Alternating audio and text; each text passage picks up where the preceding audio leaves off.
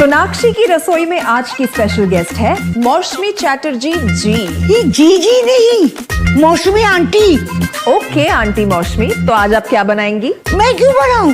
मैं तो गेस्ट हूँ, आप बनाओ हम खाएंगे। एक्टिंग में तो हिट हो, अब खाना बनाओ सुपर हिट। ठाट से बनाऊंगी खाना, है ना द बेस्ट एवरीडे मसाला। आओ बनाते हैं मसालेदार छोले। छोले हर रोज के करी में एवरीडे मसाले, शाही बिरयानी में स्वाद का जायका। পটল পোস্ত আর সর্ষে ইলিশ ভাপা।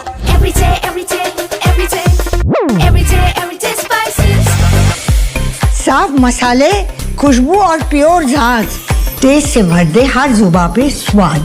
एवरीडे मसाले, देश का स्वाद। दोस्तों नमस्कार, colonel Ajay CO astro money group first global astro finance digital channel से आपसे मुखातिब होता हूं। आज 4 सितंबर सन 2025। दोस्तों आज की इस एपिसोड में हम चर्चा करेंगे अंतर्राष्ट्रीय बाजारों में कॉटन में हल्की बढ़त देखी जा रही है। इसका प्रमुख कारण कमजोर डॉलर से इसको सहारा मिला, साथ साथ लेकिन डिमांड से चिंताएं बरकरार है। जानिए रिपोर्ट विस्तार से। दोस्तों Ajay astro money group cotton पर आपको लगातार अपडेट और विश्लेषण देता है। कॉटन का संपूर्ण जानकारी कॉटन कॉम्प्लेक्स में cotton seed oil, cotton seed oil cake और यान के ऊपर अपडेट देने वाला देश का सबसे बड़ा चैनल। खबर निकल के आ रही है कि आइस फ्यूचर बुधवार को हल्की बढ़त के साथ बंद हुए। इसका प्रमुख कारण कमजोर डॉलर ने सपोर्ट किया, लेकिन ग्लोबल डिमांड पर अभी भी चिंताजनक हालत है और सेंटिमेंट्स पर दबाव है। जानिए रिपोर्ट विस्तार से।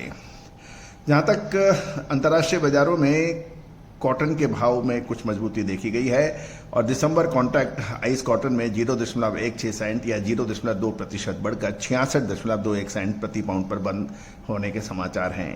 एक दिन पहले 7 अप्रैल के बाद ये सबसे निचले स्तर पर फिसली थी, यानी 3 सप्ताह के निचले स्तर पर से कॉटन में मामूली बढ़त देखी गई। स्पेकुलेटिव पोजीशनिंग यानी CFTC के डाटा के मुताबिक 26 अगस्त तक के हफ्ते में मैनेज मनी ने नेट शॉर्ट पोजीशन 2305 कॉन्ट्रैक्ट्स बढ़ाकर 60,493 कॉन्ट्रैक्ट कर दी हैं, जिससे बियरिश यानी कमजोरी का रुख मजबूत हुआ था। पॉलिसी और ट्रेड की बात करें तो यूएस प्रेसिडेंट डोनाल्ड ट्रंप की इमरजेंसी टैरिफ पॉलिसी अब सुप्रीम कोर्ट में सुनवाई के लिए जाएगी, जिससे ट्रेड सेंटीमेंट अब सतर्क हो गया है। बाजार की नज़र USDA की साप्ताहिक एक्सपोर्ट सेल्स पर है और पिछली रिपोर्ट अपलैंड कॉटन की net sale 1.79 lakh running bales रही, जिससे वियतनाम सबसे बड़ा खरीदार के रूप में उभरा था। चीन की भागीदारी बिल्कुल कमजोर थी। करेंसी और एनर्जी की बात करें तो यूएस डॉलर इंडेक्स 0.252 डॉलर गिरकर 98.095 पर आ गया है, जबकि क्रूड ऑयल फ्यूचर 1.80 डॉलर से नीचे रहे। कमजोर डॉलर ने कॉटन को कुछ सपोर्ट दिया, लेकिन गिरा हुआ क्रूड बॉर्डर ऑप्टिमिज्म को सीमित करता रहा।